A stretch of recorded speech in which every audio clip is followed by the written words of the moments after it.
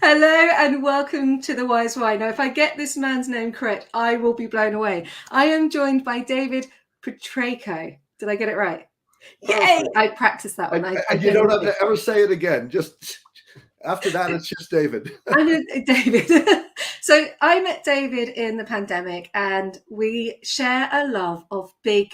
That sounds right rude. I'm going to change that. We share a love of boats. Now, the boats I talk about are not anywhere near the ships that Captain David works on. So enough about me, and straight over to David. Please explain to the audience who you are. Good question. I'm just a guy. I grew up in Boston, Massachusetts, or around there. For some odd reason, I was always fascinated by adventure stories. When I was growing up, I read books and books and books about people sailing and doing adventures all over the world. And historically, most adventures were at sea.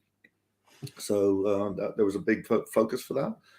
And as I think I said to you before, I said to my parents, I think I was 10, I said, I'm going to run away to sea. And they're like, well, don't be silly. There are no ships out there. We have airplanes now. And I thought, oh, what a shame. Kind of like a Jimmy Buffett song, But eventually I figured out that there were ships. And I had a big conundrum because when I started thinking about what I do after high school, I had a couple options. One was to run away, which was a high in the choice, except my father used to say, look, you've got to go to school, you've got to get a degree.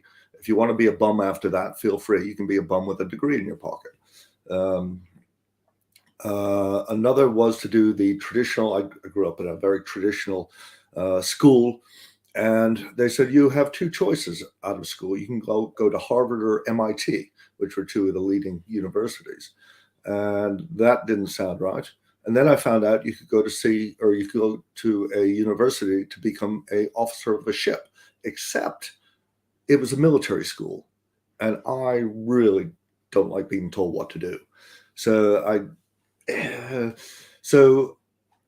I had just been to an interview at a normal college, and it was around Boston, and I just happened to leave at rush hour in the afternoon, and I ended up on the Boston Orbital Road in jam-packed traffic, and I just started to look around me, and for as far as I could see, behind me, in front of me, there were just men in white shirts and ties, zombie-faced, stuck in traffic. And I thought, I don't care how bad the military is. I am not going to do this. So I went to sea. So that's how it started. I love that. And I think we've all been there at some point in our lives where you've looked and you've gone, I don't want this. I really, I can honestly say there's that. It's almost like you're in a wind tunnel and you just go, no, this is not right for me. I don't know. That's my version. The irony is, I love what I do now, but when my kids were in high school and they needed to do their 1 week job placement, I got them to come into my office, and they worked in the data processing center. And they both said to me, Dad, thank you so much. You've really shown us what we don't want to do with our lives. It's funny, isn't it? Because with you work on, or you work around big ships. You've worked on the ships, and people think about ships, but they don't think about you go and you look at the sea and you see a big container ship, or you're sailing around the world somewhere and or flying and you look down and you see this huge boat, but you don't think about all the infrastructure and the people behind that. You just think, oh, that's a lovely boat. And I thought it'd be really lovely to explain a bit more about what your job involves, because people have no idea. Okay, so you're right. I mean, the merchant fleet, full stop, moves 90 to 95% of all goods in the world, and always has done. Did so through the pandemic. We had seafarers from all over the world that couldn't get on ships, that couldn't get off ships, They were the pariah of the world because they were foreigners. They traveled. Obviously, they've got disease. No, these guys did incredible hours. Some of them would sail for over a year without being able to get home. They have no internet on board, or very little internet, so they have no connectivity. It is a really hard job, and yet we expect them to do 100% perfect job. If they don't, they're on the front page of the newspaper. They're put into jail. Don't get me going on this.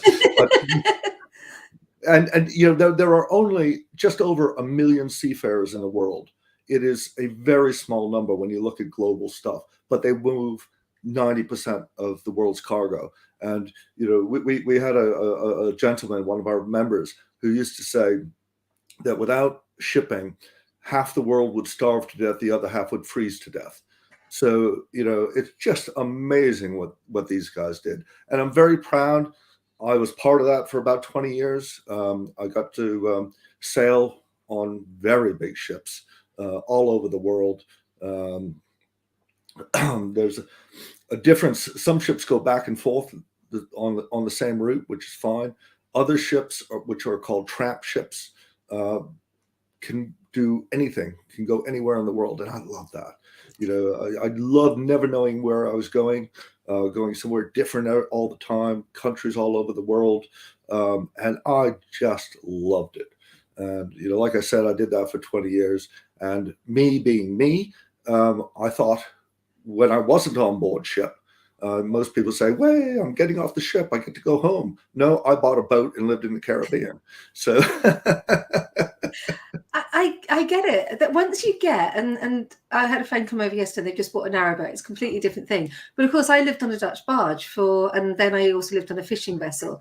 And I loved that life because it was, you can't explain it. I wouldn't go back to it now. I love my bricks and mortar, but I loved my life on board the vessel. And I just, there was people don't realize that if somebody came on my boat, I didn't want on my boat, I could kick them off under the law of piracy. So I could say, "No, get off. You're on my boat. You're not welcome. Get off. It's piracy." And they were talking about a Dutch barge, but in moored up in London, but it's the rules applied. Yeah. So I don't think people realize, and obviously my husband has a slight link to this with what he does, and they had some massive issues. Oh, not massive issues. That's not fair, but there was, obviously we have a war going on, and paying people is complex. And I'm sure you've come across that issue as well. Yes. And I mean, the war is a terrible, terrible thing. But 15% of the world's mariners come from either the Ukraine or Russia. One of the wonderful things is that we keep seeing photographs of Russian and Ukrainian seafarers sailing together, you know, linking arms, holding their flags up, saying, "This ain't us. You know, we're seafarers. We ascend this." I won't use that word, but it is extremely difficult. They can't get home. They can't get paid. They're not sure about their families. Is just heartbreaking. Yeah. Thank you for sharing that. And I don't want to play on it because obviously this isn't a political platform, but it was really nice for you to share what people are going through right now. So going on to a lighter subject. We're just throwing people off your boat. I'm not doing that. I am not saying in any way, shape or form, but I'm also aware that it is, 9:40 in the morning. And I don't want to go down that political rant, but I do want to know how you ended up in the UK, because Boston to the UK, there's quite a journey there. Nah, it's just a hop across the pond, same language, same culture, no big deal. But if I had to blame a reason, it's a woman. Oh, now obviously, is this the woman that I might know? No. No. Oh no, she's going to kill me with this one. Okay, so a woman brought you here. That's up to you if you want to share or not. But I know a woman definitely keeps you here today, and she is incredible. Absolutely. And, and she's just on the other side of that door telling me to smile. Yeah, and I wouldn't have met you without that incredible lady. So, hats off to your wife there. Absolutely. So you've got children. Were they brought up in the UK? Yes. So two children. I keep calling them kids and children, but Lynn's keeps reminding me that they're nearly 30 years old now. They were born in the UK, raised in the UK. They're very fortunate to have dual nationality, so US and UK. And in fact, my son a couple of years ago did some VSO volunteer work in Cambodia. And I said to him, I said, look, you're a good looking guy, but the most attractive thing about you is that you've got 2 passports. So just, and he actually lived. Yeah. You know Jimmy, and he actually lived out there for 3 months, and he lived with a foster family in a bamboo shack out in the middle of the jungle, and Wow. no doors, no windows, and he said his foster parents, he called them mom and dad, which was very sweet, but he says, my mom, she has to fight off all the other moms who want me to marry their daughters. and I can believe it's really funny because it's not something that you normally talk about, but years ago when I first met my husband, we went on a holiday and we went in. Now Dennis has seen the world.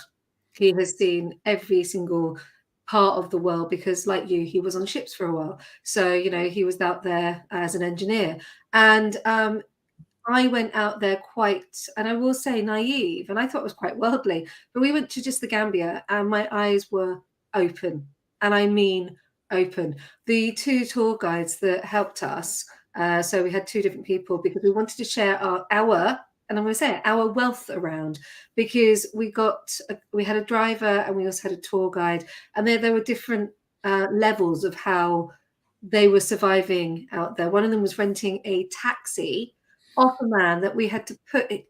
We weren't supposed to push it.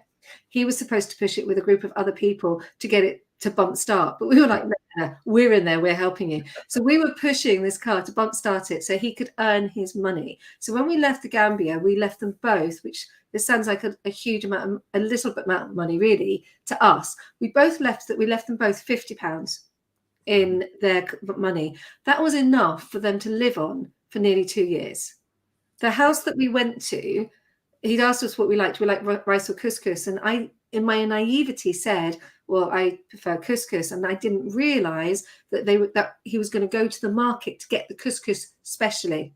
And they cooked us a meal and we sat on the floor in their house. And I'm going to explain this house to you. He had his sister and her children and his mother and his other 3 sisters living with him. And his sister and the children were from the husband was elsewhere with a new wife, so it was now his responsibility. He didn't know how old he was because he stopped going to school at about 11. And they were playing football using a water bottle that some tourist had dropped somewhere. So, and we to explain the difference and to sit on that floor and eat their food and just be blown away that they don't have running water. The well is this is Gambia, which is supposed to be more evolved. And until you've seen something like that, there is naivety. I'm on a political one this morning. But it was just really eye-opening to see how far our money could go and help. Yeah. Now, I mean, just a couple, stories that you evoked in my memory. One was when my son was out in Cambodia. I had the opportunity to have a quick Skype with him at some point, and there were so many funny stories coming out. One was that they gave him a rusty old bicycle to do his volunteer work, and as he used to ride through the village, he used to say that all the little children would run after him, and they were naked. And I said, James, when you come back to the UK, don't tell stories about naked children running after you. But the other one was really sweet. he said, these are the poorest people I've ever known. The families live on less than $1 a week per family. Yeah. He says, but yet they're the happiest people I've ever known. And he says, nobody is allowed to be sad in the village. If anybody has a problem, the entire village come around, put a big pot of tea on, and they sing songs and they tell stories until everybody's laughing. And he says, how is it, Dad, that I'm 18 and I've never seen this? And I said to him, I said, be thankful that you've seen this at 18, because there are a lot of people that have never seen that. Yeah. And another story that really touches me is I was on a ship and we used to go up the Paramaribo River in old Dutch Uganda, which is Belem, I think now. No, it's not. Down in South America. And we were having some work done in the shipyard, and I met this guy, and he was so desperate to learn. He was in his early 20s. And we used to trade down there about every month between New Orleans and there. So in New Orleans, I used to go and I used to buy sacks of books, and we would come up.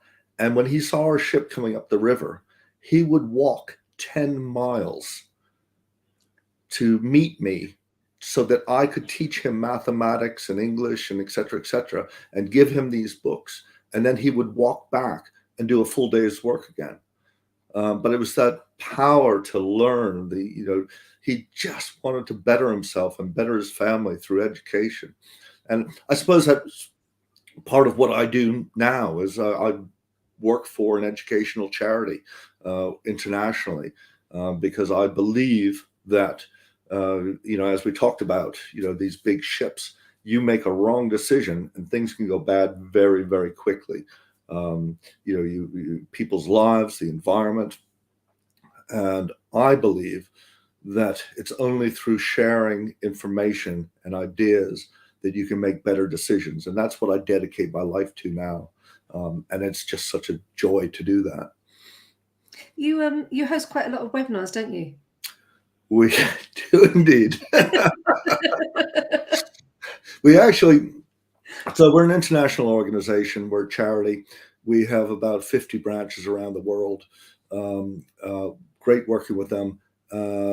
They put on their own local technical events. And we used to put on technical events. And particularly, it's one thing in London, if there's a meeting in London, you get a bunch of people coming around. But if you're in India, if you're in the Philippines, if you're in Bangladesh, it's very difficult for people to come around for an evening meeting. So long before the pandemic, probably just after 2010, we heard about this thing called, I don't think they were called webinars at the time, but they were. And we thought, well, we'll call them virtual branch. And we would do that. And we could think, well, we'll hold technical meetings, but anybody can come. It doesn't matter where they are geographically. And of course, back in those days, we thought, well, like a big physical event, you need a year to plan it. So we would do 1 or 2 a year and think we're doing a great job, because we'd get 50 people, to these events. Then when the pandemic hit, we thought, how do we need to keep reaching out to our membership, which are international. And, the idea was, well, let's ramp up these webinars. And now we're we market on a Monday and we get 1,000 people online by a Thursday. And we do this, a couple times a month. And it's a great way of reaching out and sharing information. Yeah. And that's where we met, obviously, because we were pandemic and there was that thing of setting up your office. And I hope that I've helped a little bit with some nuggets of information like smile. I did say that I call myself, you called me the voice in your head. Yes. I've got my Kirsty list that comes out every time I do a webinar, and it's tell a story, be engaging, smile. It's so important. And even look this morning, we have been talking for nearly 20 minutes, and how many stories have we shared? How many memories have we brought in and evoked by sharing this beautiful communication skills that we can do? I'm going to go to the questions and the responses, because we've had some lovely just before you start that, I'll have to say, you were telling me to smile, smile, smile. And I said, Kirsty, some of the times I'm talking about shipwrecks. I'm talking about casualties. And you said, oh, no worries. I'll tell you how to cry. I'd forgotten that bit. Yes, we can't. That's a very good point, because it's not about smiling. Actually, smile's the easy way to sell it. It's about lifting your cheekbones. Because if you lift your cheekbones, then you've got energy in your face. So you're absolutely spot on. And yes, I can't remember who it was that said it. I thought it was Liza Minnelli said it about her mom, Judy Garland, who said you have to smile or cry through a song. And I have looked for that quote, but I can't find it. But it's something that stuck with me, that I heard somewhere, that you either laugh or cry through a song. And it is really, when you talk about something heartbreaking and it does affect you and you are moved by it, you do genuinely lift your cheekbones. So yes, you smile or you cry. So there you go, a top tip. We've had some lovely people. I'm loving the first comment I'm going to read out, because I can't not, which is from a lovely lady called Lindsay Patraiko. And she says, we trained him to look at the camera. He forgets. I love it. And then Annette says, now this is what I call community.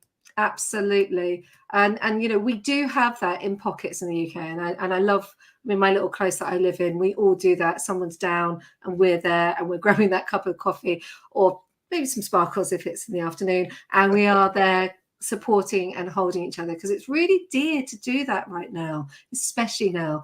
Rubina has joined us. She says, yes, my father used to walk miles to get his education. So yeah, because Rubina's, I can't remember where her family are from, but I'm sure she will tell me. And Jill Gate, I hope I've said that correctly, has joined us, said some culture. Absolutely. So on your journeys, what you must have seen either something absolutely spectacular like the Northern Lights that most of us have not seen, or I don't know, killer whale. You must have seen something. What's been one of the most magical things you have seen whilst you've been out at sea, or a couple of them? Oh gosh, the world is just so beautiful. It's just, where do you stop? The dolphins playing on the bow, and the sunrises and the sunsets. But one of my most fabulous moments, I was standing watch, probably 5 a.m, and the AB who was with me, which is not a licensed post, but in the States, we have some people that we refer to, and this is probably very politically incorrect, as hillbillies. They grow up in the mountains and et cetera, et cetera. And this guy was largely uneducated, not intelligent. He was very intelligent, just uneducated. But he had a dirty and ripped T-shirt, probably never worn a suit in his life. His teeth weren't good. He was the most fabulous company. I love the guy. But there was this wonderful sunrise with just so many colors. And he turns to me and he says, mate, I'm going to get me a tie that color. Unfortunately, I think my husband would probably wear that. I don't know, because he's Dutch, and if it's a reddy orange, he's there. That's a beautiful story. And Dennis has told me stories about watching the dolphins and the minke whales, and he's shared a little bit. He's very private about that time, and I respect it, but I do get to hear some stories. So was there any moment where you just went, as you're standing without the ship going down, and you're standing on the bow, it's like I've got Titanic in my head, which is why the ship's not going down, but you're standing on the bow and you're just looking and you're just able to breathe, really breathe? Particularly sailing, when you're offshore on a sailboat, and you're just plunging through the waves, and you just go up to the bow, and all you hear is the music of the world, the sound of the waves. Everything's beautiful. Everything's natural. There's no engines, there's no mechanical noises, and it's just magical. I want to be there. I want to be on a boat. So do you have a boat now? I know that Lindsay volunteers with a boat, but do you have a boat now that you go out on? I love every kind of boat there is. And every time we go into Costco, Lindsay has to put me in handcuffs so that I don't buy more boats. But no, we do not have a yacht. But we've done canal holidays. We just over Easter we did a Norfolk Broads holiday where we chartered a boat. In the past, we've spent many years chartering boats off of Croatia, sailboats, and it's just Linz and I, and we're just she's a yacht skipper as well, even though I don't let her. Do you pull rank? Do you say I'm the captain here? No, I just do it. in fact, it's probably the opposite. One time, when she first got her qualification as skipper, I made her sign the papers to be skipper, knowing that if anything went wrong, I didn't want my license to be. She's getting. I feel for you when you get off this call. I really do.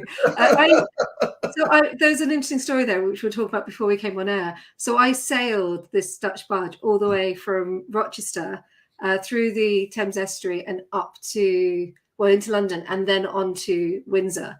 And the stories I have of the engine cutting out in the middle of the estuary, and we're like going around in circles, and I'm like, I was mooring the boat up at Teddington Lock. Now, if anyone who's not listening and anyone who's listening has never thrown a rope out or thrown the line out will not understand this, but there was some railings on the boat, and there was a gap where you got on and off the boat, and you're supposed to have a safety chain across it, but we couldn't be bothered to put it on. And so I came into Teddington Lock and I threw the rope out to throw the line, and I went with the line. I had to grab the railing. Now, thankfully, I was a lot younger in those days, flip myself back onto the boat, because if I'd gone down, I was going against the dock. I wouldn't be here. The rudder was going to get me. Up on the bow, the guys who were supposed to throw out the lead line hadn't, because I was on the back end, I'll call it, rather than what I really want to call it. And they looked around and went, "You're all right," after I'd flipped myself back on the boat. And I'm like, "Did you not see that?" It's like, if I had gone down, wow. And that's how quick it can happen, isn't it? Yeah. Things can go wrong very, very quickly. And you've always got to be alert, and not just alert for yourself, but alert for your shipmates as well. And going back to shipping, it's the mental health as well. There's a huge pressure on people at sea. It's a very closed community. I don't want to, make it sound like it's miserable, but it's one of those things that you really have to be careful about. Is fatigue, mental health. Those are real issues that you need to be aware of in yourself and in others. Sorry, we were talking about people being flung overboard. No, that's really important to remember, because people don't realize that you're on board for anything from 30 days to a year.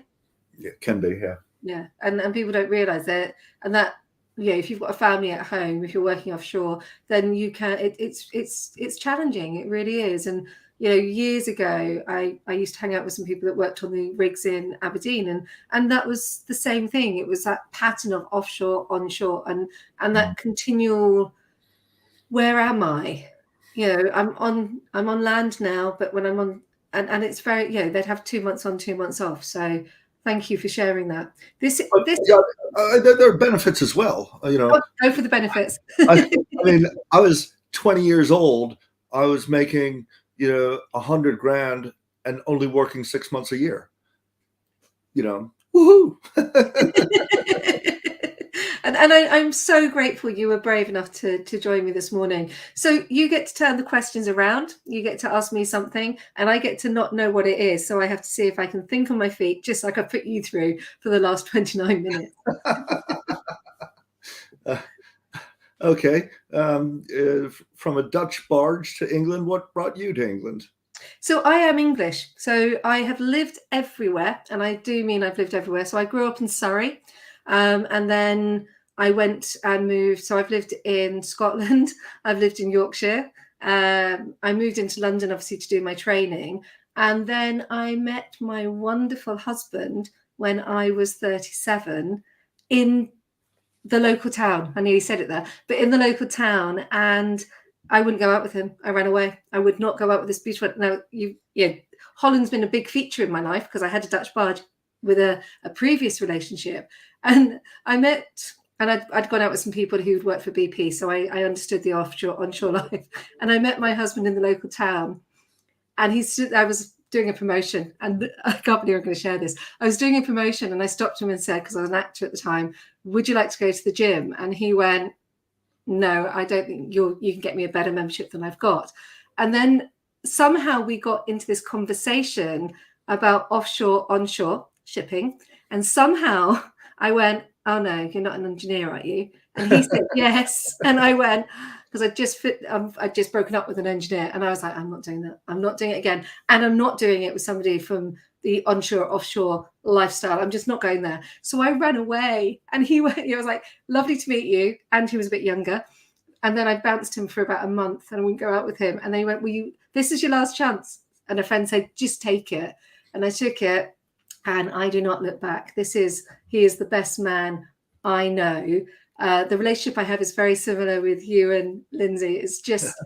It's true respect. Well, real respect. Yeah, I have the most fabulous wife, just marvelous. But I ordered her on the internet.